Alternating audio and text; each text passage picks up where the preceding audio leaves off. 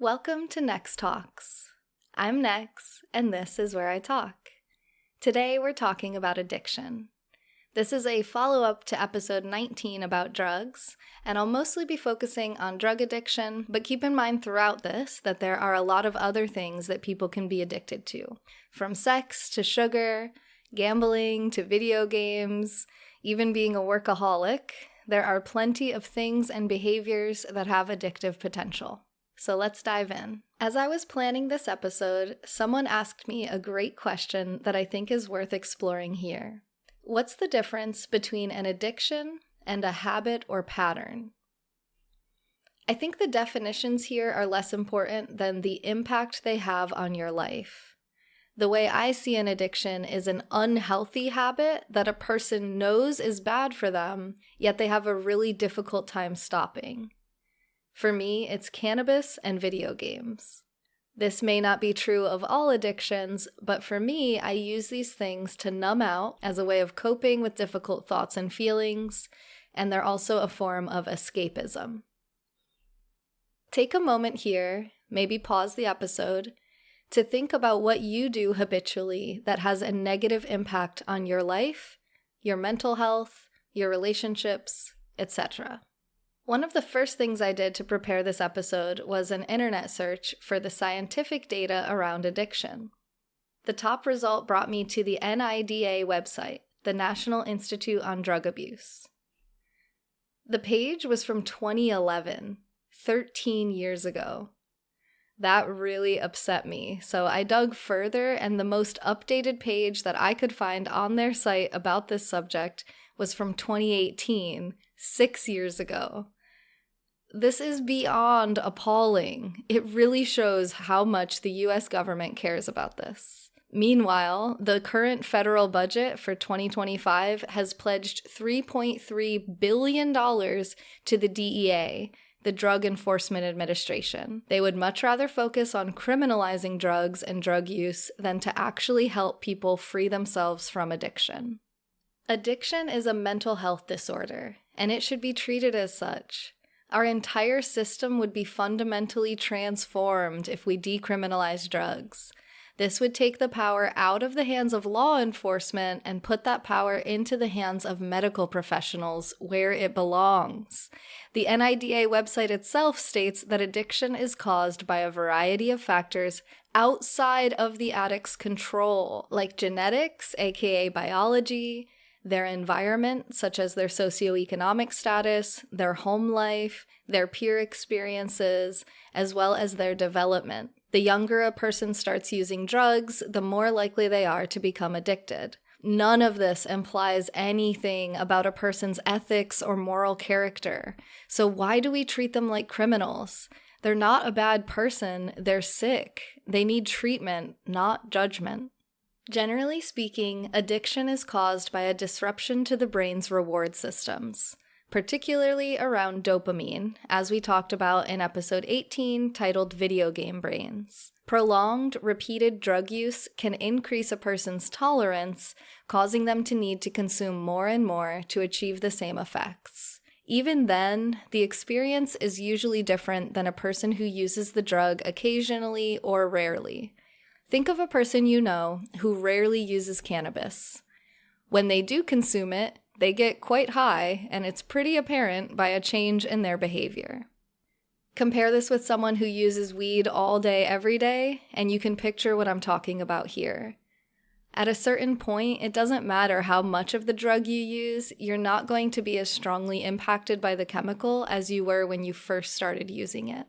Just as a point of interest, 25% of the population of American local jails is made up of people accused or convicted of drug-related crimes. That's 1 in 4. More than 44% of the federal prison population is imprisoned for drug offenses. That's nearly half. In state prisons, it's 13%, which is still more than 1 in 10 prisoners. Remember, you only go to prison if your sentence is more than a year long. If these numbers don't disturb you, I don't know what would. Because of the criminal implications associated with drug use, people fear being honest with others about it. If being honest with your loved ones or your doctors could potentially get you imprisoned, you have a strong incentive to lie about and hide it. This is so messed up and dangerous.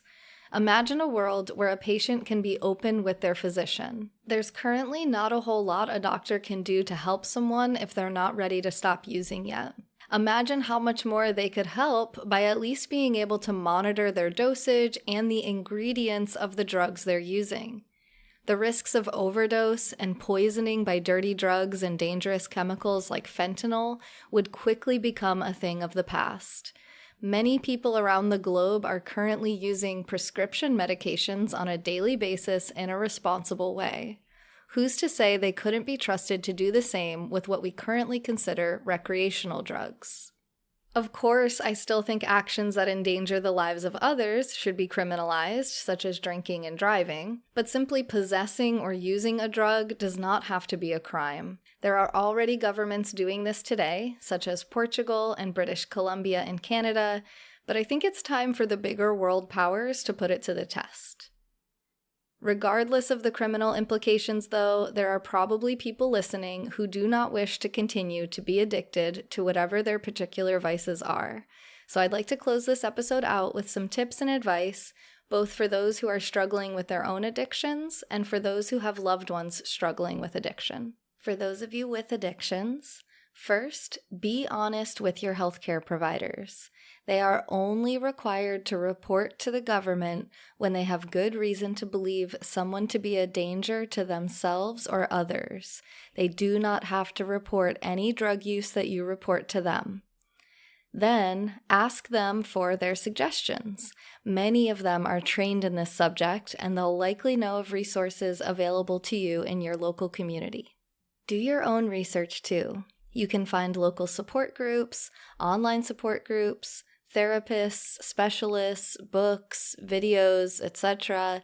You do not have to be ready to quit to start getting educated and getting help. In fact, quitting cold turkey can actually be dangerous and life-threatening in some cases, so do your research and ask for help.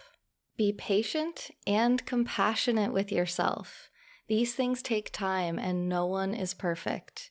You're not alone, and you're not a bad person. Be authentic and communicative with your support system. Hiding and lying isn't doing anyone any favors. For those of you with loved ones with addictions, first, self-reflect. You're not perfect either. You may even have some addictions or unhealthy habits of your own. The best way to change the world is to be the change you want to see.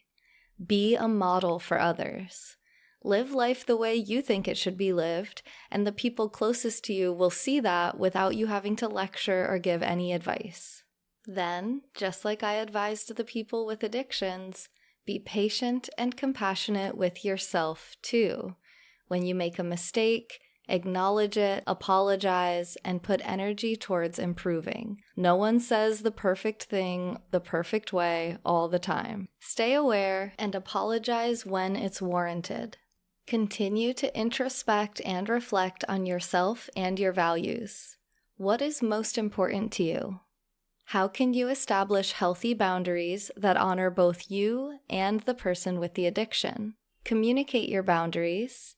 Be as forgiving as you want to be, and then escalate the consequences of any boundary violations as you see fit. Stay true to your values. This is not about punishment. This is about self-love and self-preservation. If you're worried about enabling them and you need space, take it. Create it. Respect the person with the addiction and respect yourself. This is a necessary balance in all healthy relationships.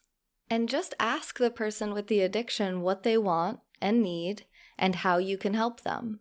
Turn toward them, not away or against them. Be responsive, respectful, and reliable, the 3 R's. Respect, responsiveness, reliability. Be as consistent and predictable as possible so everyone knows what to expect as you move forward together with love. For everyone listening, love each other and yourselves. We are all worthy of love. Thank you so much for listening to this episode of NexTalks. I'm Nex. I talked. I hope you liked it. If you'd like to help me be able to keep sharing information like this, you can support here monthly or directly on my website. If you'd like to add to this conversation about addiction, or if you have a different topic you'd like to hear me talk about, you can drop it in the comments or reach out to me on social media. Thanks again. Be safe out there.